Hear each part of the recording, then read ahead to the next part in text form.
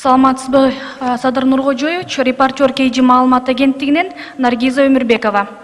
Менин суроом төмөндөгүдөй, Сооронбай Жээнбековду экс-президент статусунан ажыратуу маселеси көптөн бери көтөрүлүп келет. Буга кандай карайсыз? Экинчи суроом, жубайыңыз Айгүл Жапарова Чолпон Ата шаарында жайгашкан Алтын балалык реабилитациялык борборуна 500 000 сом которду. Бул каражатты кайсы булактан алды же сиз өз фондуңуздан бөлүп бердиңизби?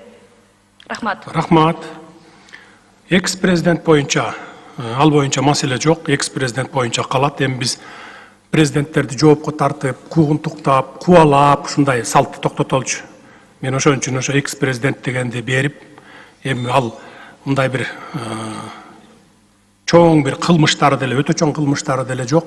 Да, албетте баягы саясий жагынан жоопкерчиликтери бар, чоң жоопкерчиликтери. Бирок ошону токтотолду деген. Ал эми Айгүл Жапарованын 500 000 бергени боюнча бул Жапаровдардын атынан, жалпы Жапаровдардын атынан берилген сумма болчу. Анан эми Айгүл Жапарова өз сөзгө чоркоктук кылдыбы, толук айта албай, баягы сүрдөп, барып салып коюп кете бериптир.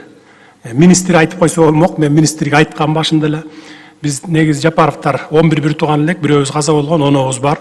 Ошо эжем, агаларым 50 000 сомдон топтоп, конвертке салып, мына Жапаровдардын атынан деп туруп берген.